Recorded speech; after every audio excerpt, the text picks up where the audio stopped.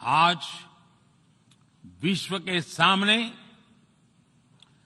Regressive thinking और extremism का खतरा बढ़ता जा रहा है।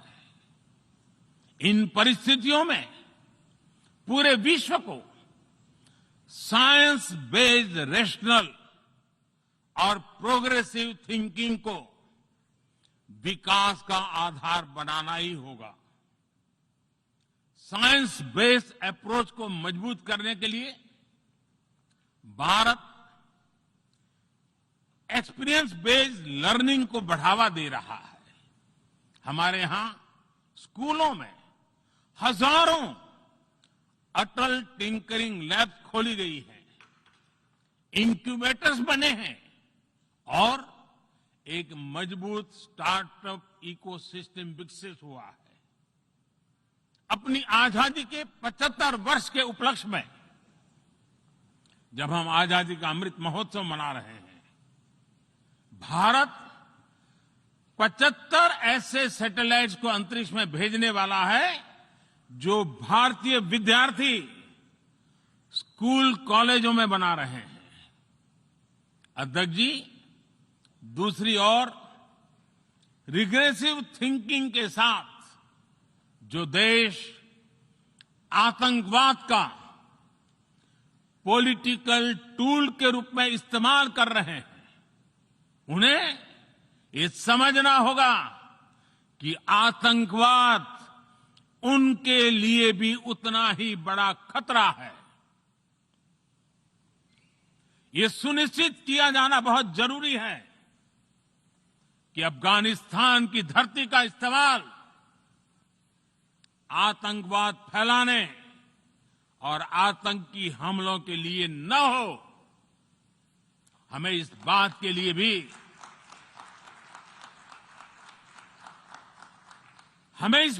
लिए भी सतर्क रहना होगा कि वहां की नाजुक स्थितियों का कोई देश अपने स्वार्थ के लिए एक टूल की तरह इस्तेमाल करने की कोशिश न करें।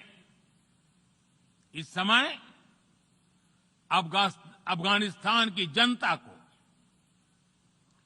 वहां की महिलाओं और बच्चों को, वहां की माइनॉरिटीज को मदद की जरूरत है और इसमें हमें अपना दायित्व निभाना ही होगा। अध्यक्ष महोदय, हमारे समंदर भी हमारी साझी विरासत है, इसलिए हमें ये ध्यान रखना होगा कि ओशन रिसोर्सेज को हम यूज करें, एब्यूज नहीं। हमारे समंदर अंतर्राष्ट्रीय व्यापार की लाइफलाइन भी है।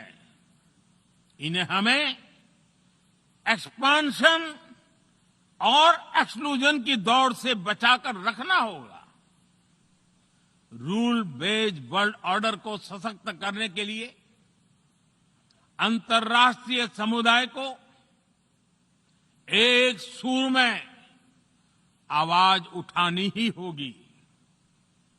सुरक्षा परिषद में भारत की प्रेसिडेंसी के दौरान बनी विस्तृत सहमति विश्व को मैरीटाइम सिक्योरिटी के विषय में आगे बढ़ने का मार्ग दिखाती है।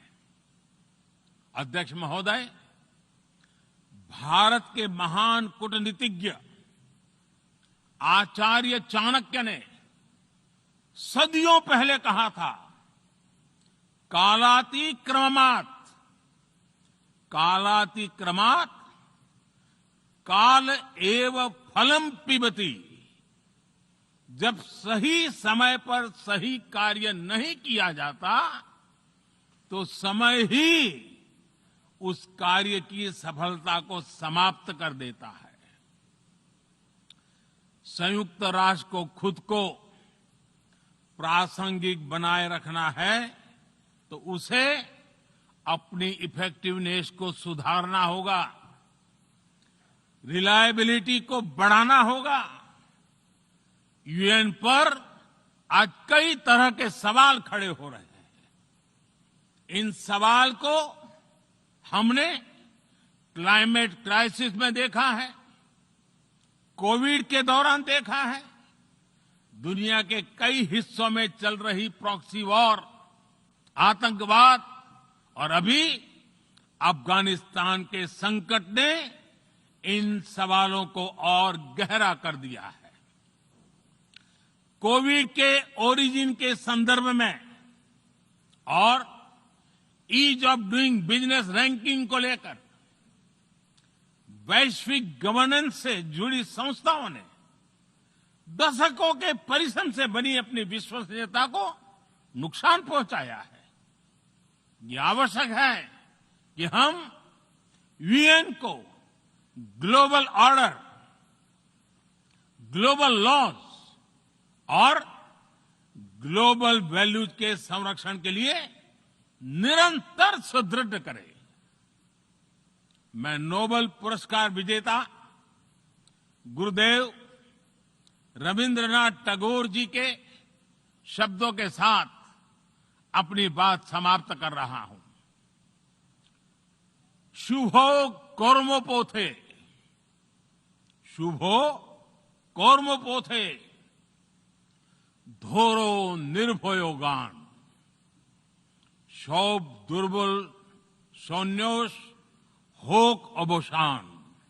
अर्थात अपने शुभ कर्म पथ पर निर्भीक होकर आगे बढ़ो, सभी दुर्बलताएं और शंकाएं समाप्त हो।